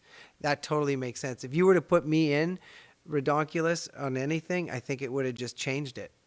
Right? All right. Good question, though. Good question. Next question. This is from That Annoying Aussie Ginger. What do you think is Chris's backstory? That annoying Aussie Ginger. The annoying Aussie Ginger. What is Chris's backstory? Well, that is a great question, and I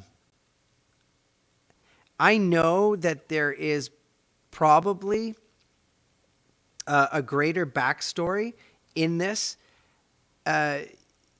with Chris, because when you create a show, you create what's called the Bible, and you stick with it.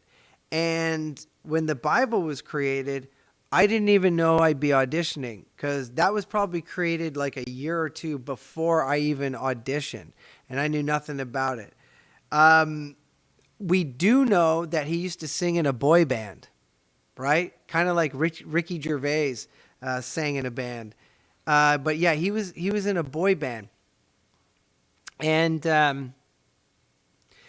I'm gonna have to ask the writers. Benoit, can we remember that one? I'm gonna find out, because I've always been curious to ask the writers who created the character, because a lot of people ask me what's in this thing.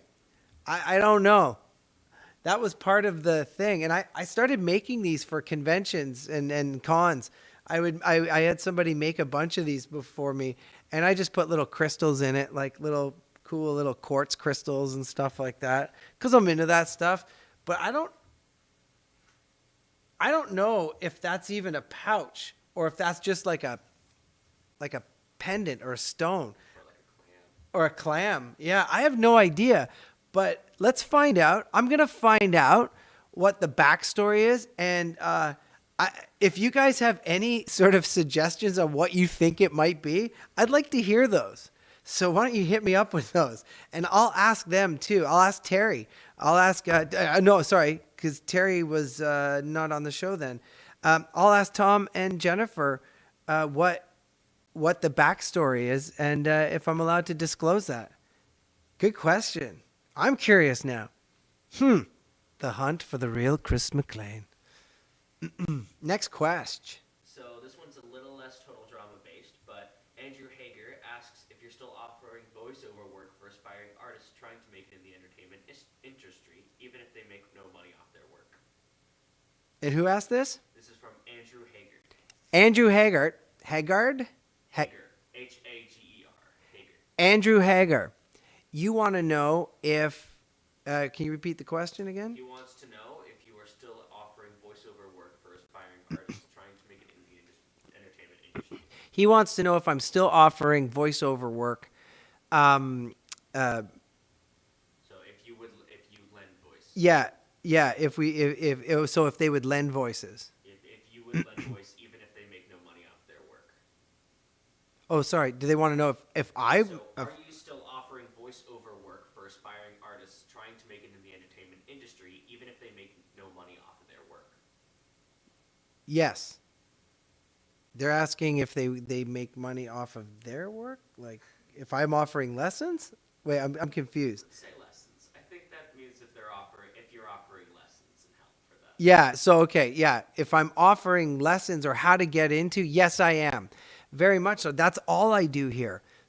I show people how to set up a home recording studio setup. I show people how to market themselves. I show people how to, if they want to get into the union, steps needed to be taken. Also, how to set up your demos and what you need, because there's there's 4 types of demos that you need. You need a narration, which is a narration demo, which is a long format, your voice, right? Infotainment, edutainment, audiobooks, e-learning is very popular right now. There's a lot of work for anybody who has a microphone and knows how to use it. And then the next one is commercial, which is short format, your voice, with a little bit of character in it. Then you can go over to animation. But here's the deal. A lot of people say, hey, I want to work on my animation demo reel. And I'm like, listen, as a guy who's been doing animation and cartoons and voicing cartoons, you need animation to back up that demo reel. Excuse me while I drink. I'm getting thirsty. If you don't have animation to back it up,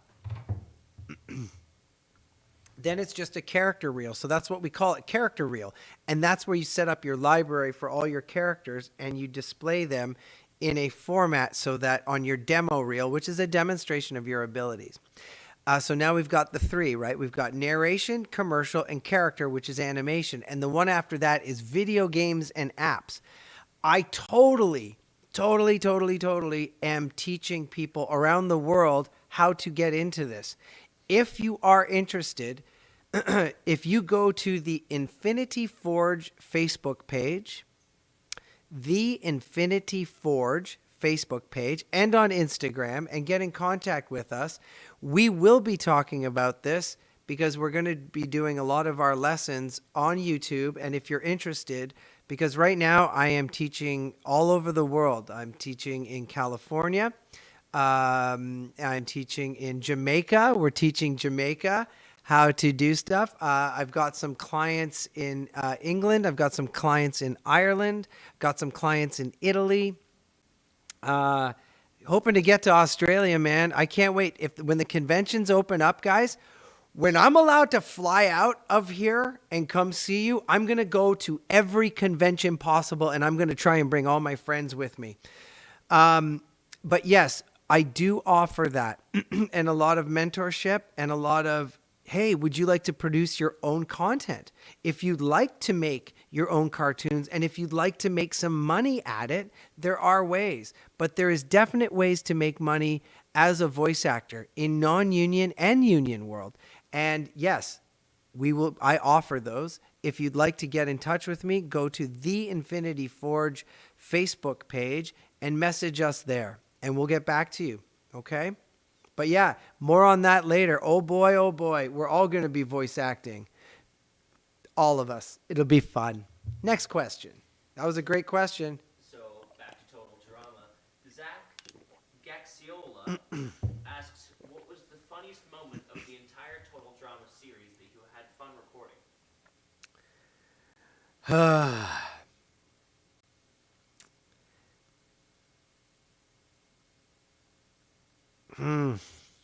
You see, for me though, guys, it was different. Sorry, who asked this again? Zach Gaxiola. Zach Gaxiola asked me if there was a particular scene or episode that I enjoyed doing the most. And for me, guys, it was a little bit different because I was at the end because everyone had to record stuff first because I had to respond to them, but they only brought me in by myself because I was there all by myself. I didn't have scenes with other people. I mean, I did, but for the most part, I would just go back and forth and, just do my lines singularly where they bring in other groupings of people. They work together. So they're an ensemble, but I was to myself. So a favorite scene of mine is hard to pinpoint, except for Total Drama World Tour, because that was fun because it was so lively. Each episode was like, it was unreal. I'd never been part of a musical production, anything, except for in theater school. And so doing that was just, it was fun because you got to rock out a little bit and it just had a vibe. So I'll just leave it at that. But let me think on that. It's been a while, guys. It's been a while. I haven't even thought about Total Drama in the longest time. But now I will. Next question. Do you have any advice for voiceover artists? And who's this by? This is by Fotingo. Fotingo? Fotingo. Fotingo wants to know if I have any advice for voice actors. Yeah. Read out loud. Tape yourself. Record yourself. If you have an iPhone, or an Apple product, there is a great app called Voice Record Pro 7. It's called Voice Record Pro 7. That's what I use. It's free. And it's amazing because it does everything. You have heard commercials of mine on the radio. You've even heard some cartoons of mine where I couldn't make it into the studio and I just had to send files. I just did it off my phone. So I would start taping everything. In the morning, before you get up, before you go pee in the morning, hit your microphone and start explaining the dream or try to recall the dream you just had before it dissipates. You know, when you start thinking about your dreams after a while and they just sort of dissipate, record your dreams. Record yourself reading recipes and instruction manuals and children's books. And I go over all of this in my voice acting stuff, but that's what I would say is like the backbone of voice acting starts with recipes because all the ingredients are there. And then you've got instruction manuals because that's voice acting. And then kids books, and fairy tales. Those are the backbone of it all. And if you just start reading those and listening to it back, don't listen to it while you're recording, but listen to it afterwards. And you'll get this a better understanding of your voice and you start to tune your inner ear. So that's what I would do. Start there. Hit me up. I've got more tips and I'll be putting stuff up on my channel because we're revamping this whole YouTube channel, everything. We've been in the works like everything else. When you work on something, you do it behind closed doors and it takes a while because you got to work out the kinks before you go, ta-da! And that's kind of what happened to why I have a YouTube channel. Actually, so to answer your question, I hope I did. Just start recording. There's some great voice recording apps that you can use. There's one called Ferrite where you can record 2 tracks so you and a friend can put multiple tracks and have dialogue. Voice Record Pro 7 is single track, but all the options, man. And if you record it in WAV format, you could start making your own cartoons. And also, if you go to the App Store, there's a bunch of animation apps that you can use that uses facial recognition. Start playing around with that. Yeah. I just quickly want to talk about, before we wrap up in a bit, I just want to talk about why I have a YouTube channel. Because once again, it was born in controversy because of Total Drama, actually. So you see, back in 2007, 2008, when we started the show, 2008, in 2007, we saw the birth of a lot of things like YouTube. We saw the birth of Facebook and social media, and where people could approach their, fans could talk to people on shows because they're like, hey, is that you? And I'd be like, yeah, that's me. How'd you know? Oh, it snowballed from there. But what happened was, for me, for those of you that don't know this story, was that there was somebody, not going to mention their name, but it was a teenager from Pennsylvania who said that they were me. They said, I'm Christian Potenza. And then they said, hey, subscribe to my channel and I'll tell you everything that's going on with Total Drama. Well, if I don't get called into the offices going, what are you doing? I go, that's clearly not me.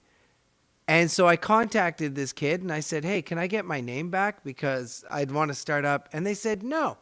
They said, no. Do you know what they said? They said, I want a passport to Canada and I want a part on the show. Then I'll give you your name back. And I was like, really? So that's why it was The Real Christian Potenza when I first started, because that's the only thing I could get. Then I took my camera to work. First day, if you check out the first video, it's like a day in the life of an actor, a day in the life of a voice actor. I said, here I am at Studio 306. I was doing a different cartoon. I was doing Sidekick, by the way. And I said, hey, there's a lot of people out there saying that they're me.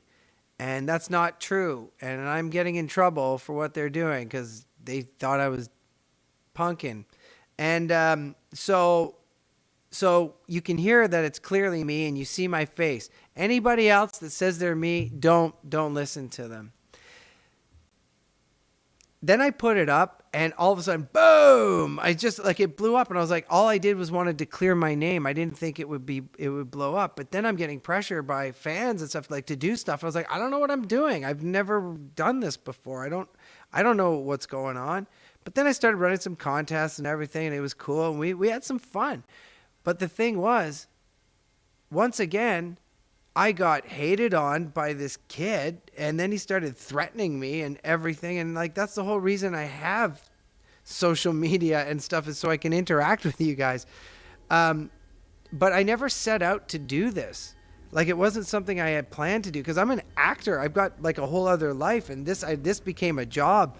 But now I like doing it, but I didn't have it. So don't think that I know what I'm doing with all of this interaction and social media. Like my friend Benoit, who works with us here at the Infinity Forge, he's the guy who set it all up. And when we set up the Reddit thing, it just wasn't going. We've been set up for a long time before that, but then we were like, oh, let's go on. It just wouldn't allow us. So these technical glitches are not my department, and running a channel isn't really my thing.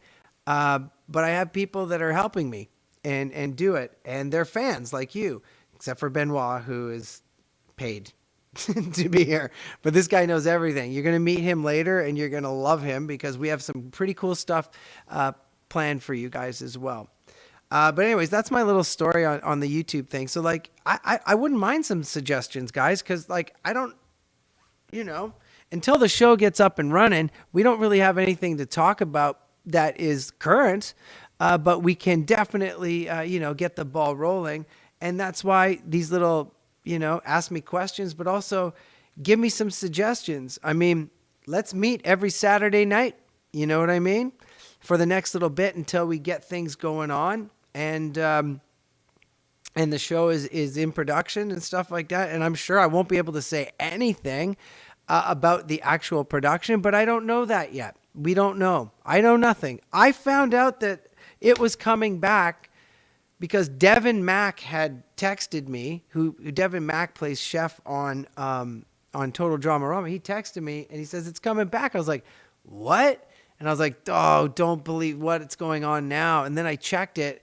And then I checked a message that I had gotten from Jennifer Perch saying that, yep, we're coming back. And I was like, I freaked out, man. I freaked out. And I'm just glad to be here with you guys again. So please give me some suggestions of some cool stuff that we can do when we hang out together. Let's make some things. Next question, Bamwa. Jared Kins asks, what were your biggest challenges to get to where you are now? Jared Kings? It's Jared Kins, Kinz. Jared Kins wants to know what were some of my biggest challenges up until now. And I don't know how to take that question. Could he be a little more specific, or is it lost? I believe it's lost. It's lost? Well, I'll tell you one challenge I had, and it just pertains to voice work, is my voice and my sound became too much like him or too much like Jude. I too much like not enough me and more like that. And this was my everyday voice. And trying to do other voices or getting casting to see that I do other voices was a big challenge. It's only been as of recently, and I can't wait to tell you about these cartoons that I'm on that are coming out. You guys are going to freak! But I do different voices where it doesn't sound like me, and convincing casting that I can do other voices besides the ones that I'm really well known for was a challenge. It still is. It still is. It's a challenge. That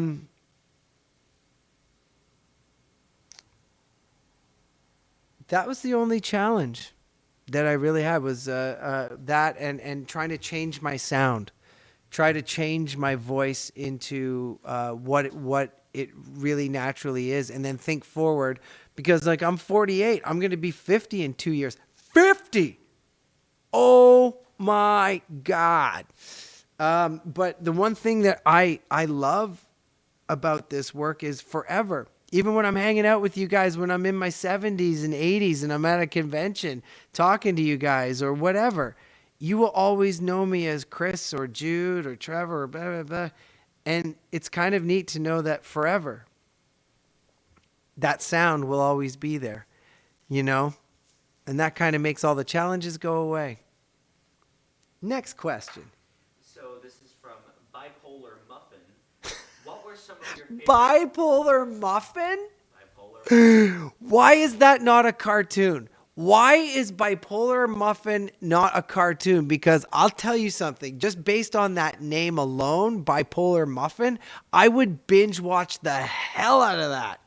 Bipolar Muffin. I like you already. Okay, what does Bipolar Muffin want to know? What were some of your favorite experiences meeting/interacting with fans? Oh boy, I have had some pretty I've had some pretty incredible experiences with fans, but I'm going to share with you one that sticks in my head and in my heart to this day. And I'm going to share it with you because you want to talk about a fan.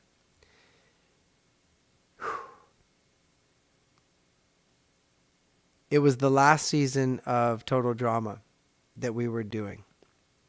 And there had been a lag in between seasons. And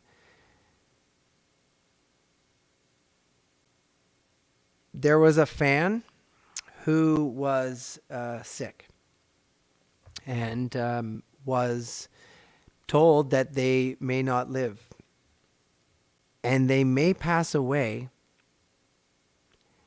before the first episode of Total Drama. And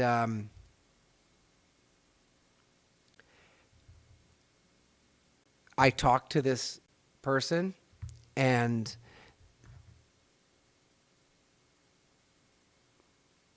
Fresh TV sent down a package, and we filled it. We filled it with everything, and I had all my convention, stuff that I sold at the conventions, and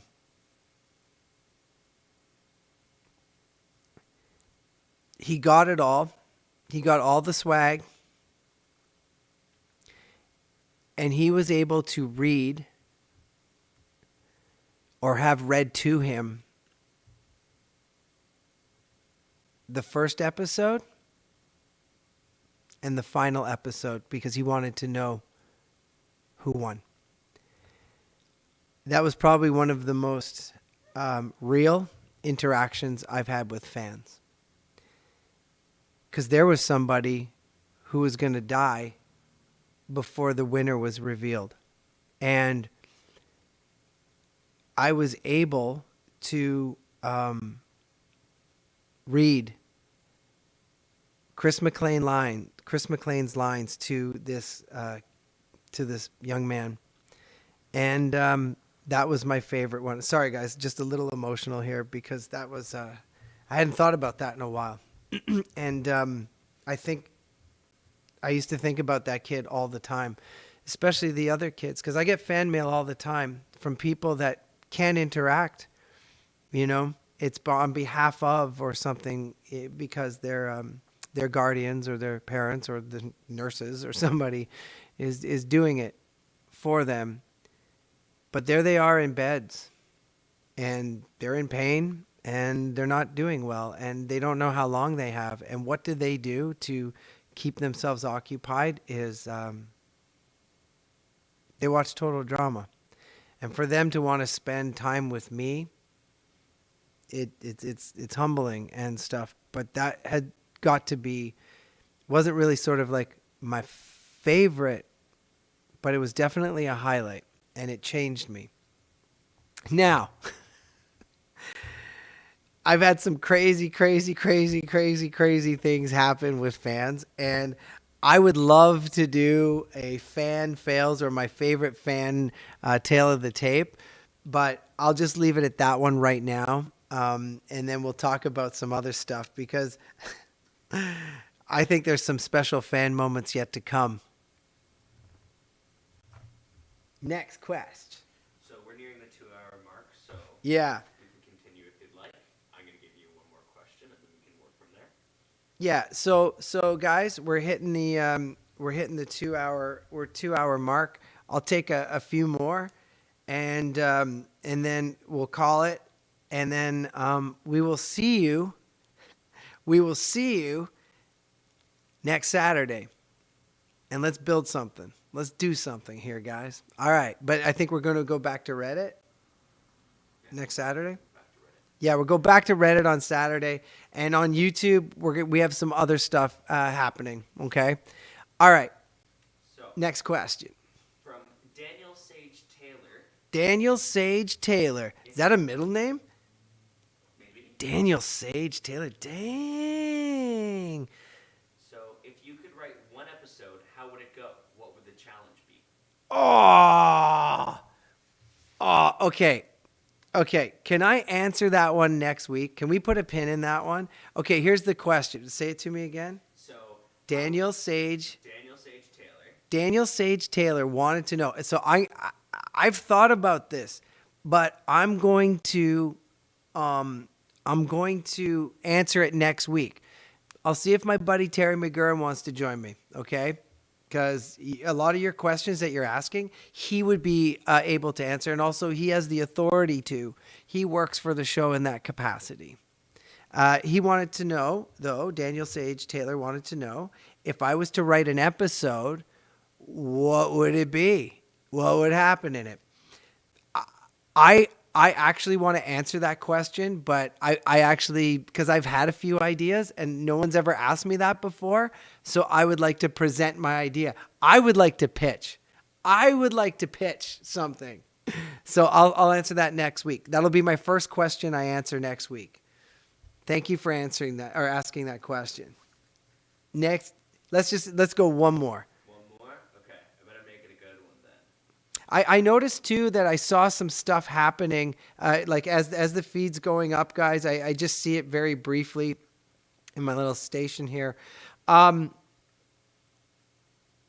Somebody had asked because there was that guy who put out something on TikTok. Was it TikTok or Instagram? It was one of the ones I didn't have. Still don't. And it was somebody going, somebody was doing an imitation of Chris Mclean going, hey, some people are saying that blah, blah, blah against trans rights. Not cool. And they did an imitation. I was like, oh, man. Some people thought that was me. They thought that it was me. And I was like, no, it's clearly not. But boy, oh boy, did they ever figure out. Can somebody find out who the name of that person is? I would like to talk to them because they have actually cracked the code of how I do my things. And I want to know how they picked up on that.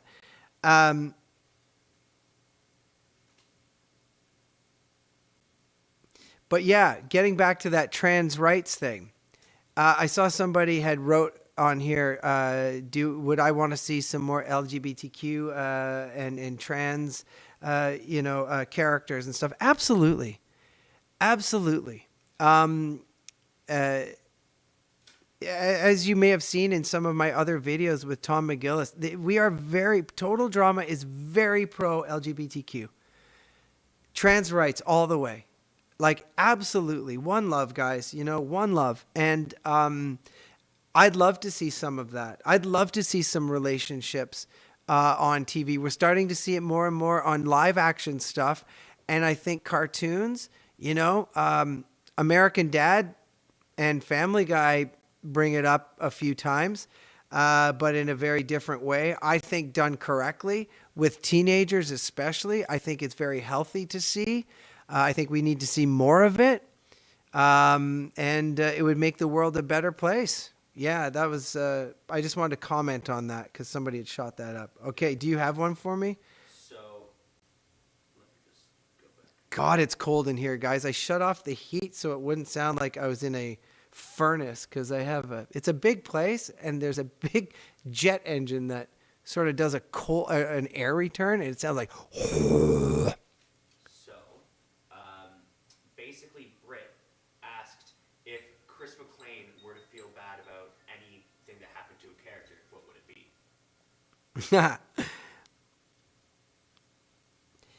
So, Basically Britt? Basically, Britt. Another great title for a cartoon. Basically Britt. I love it. Repeat the question again. I'll rephrase it. If Chris were to feel bad about anything that would happen to a character, what would it be? So basically, Britt wanted to know if anything would happen to a character, how would Chris Mclean be? What would he feel? You know what? He doesn't really. Chris Mclean. It's sport to him. Anything that happens to the contestants is ratings. That's the way he sees it. And is this lagging? A little bit, but it's... Okay, is it still going through? I think Chris Mclean... We're good, but we're back.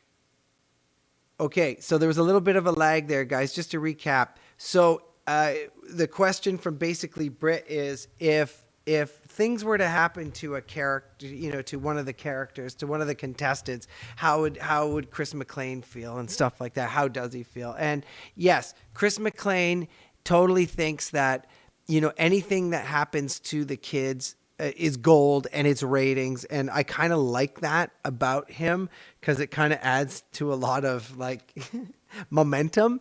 And it is kind of feel like, I mean, this is why we watch things like America's Funniest Home Videos or Fail Army. You know, we watch these things because there are things happening to people that we're like, oh, sucks to be them. And it's humorous. Some of the, even the sad stuff, you're like, oh, that kind of hurts. But like, there's some sort of entertainment value in it. I think Chris Mclean he's intentional with his thing, but with his designs and what he likes to see have happen to the contestants. But at the end of the day, I think he cares about them. He doesn't want them to get hurt physically, off campus. But if it's happening while the cameras are rolling, he's all for it.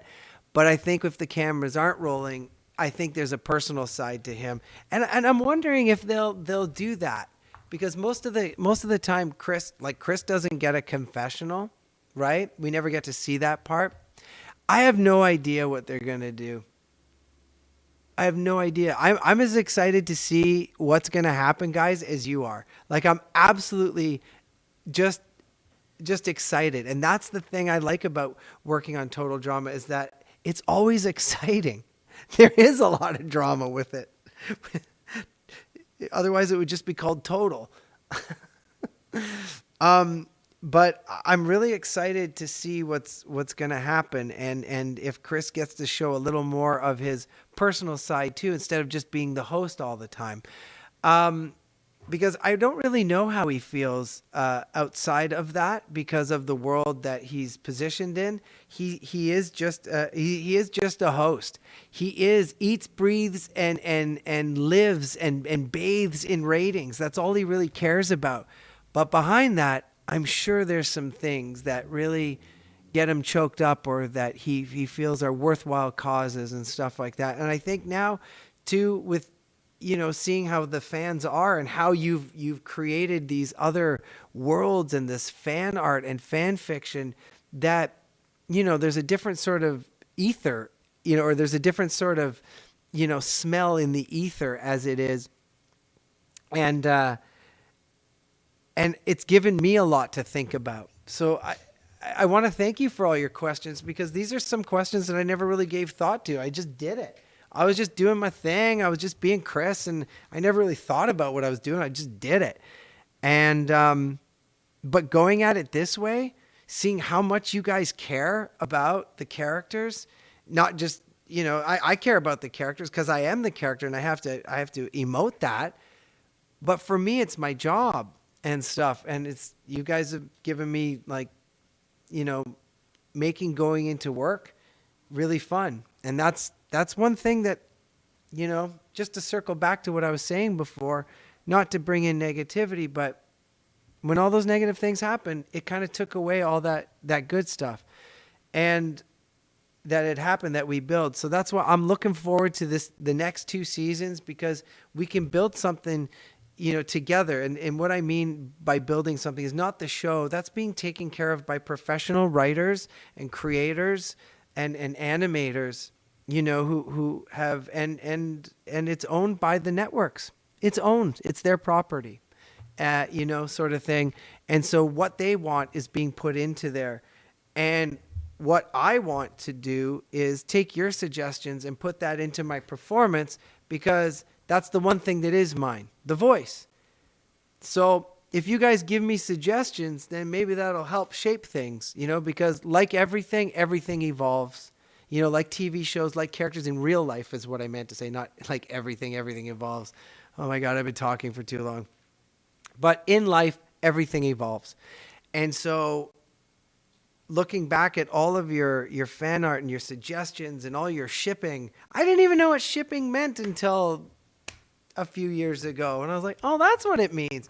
I'm learning something every day. Some of the comments, I'm asking Benoit, what does that mean? What does that mean? What does that mean? Like, guys, I'm almost 50 years old here. I'm not that with it. Well, kind of. And I really believe that, looking forward, we can do a lot of cool things together, and we can create the fandom, better than ever. And I just want to say from the bottom of my heart, guys, it's really good to be back. Like, what a blessing. You guys get your show, and I get to do the thing I love, and we get to celebrate that. And I am just beside myself. And I'm sorry if I started off heavy. It's just that was some heavy stuff that happened. And I don't want it to end, and I don't want it to change. I want it to be good. I really did miss you guys. I went through some stuff, man, like everybody does. Losing both your parents in like a year apart is very hard on somebody. And I missed you guys and talking with you guys, because those years that we had together at the beginning, they were awesome, man. Like every day we were doing something, either talking about it or the show was on, and then pow, pow, and there were conventions. I miss it. And I miss you guys from the bottom of my heart. And I know that there's a bunch of other of my actor friends, who voice characters on this show that would love to see you again too. So, over the next little bit on Reddit and here on the YouTube channel, we are going to create a place where we get to hang out. And there's no bullying. There's no negativity. It's just drama love. Just drama love, okay? And just so you know, there are two people that care a lot about you too. And they listen. My God, do they listen. They've been sitting on the show coming back for a long time. They've been working at it. It takes a lot of work, but my God, they're really happy. And I'm not speaking for them, but I know for a fact that they care about you guys a lot. That's why it's coming back. So I'm going to ask some of you that maybe left some not nice things to say to Tom McGillis, the creator, to Jennifer Perch, the creator, and to me. If you don't mind, can you take them down? Because I just would like it to go away. And let's look forward. Let's look forward to what's happening, man. Let's look forward to what's happening. I want to hear some suggestions for stuff that we can do. Let's have contests. Let's have our own thing. But that isn't the show, but it's about the show. Okay?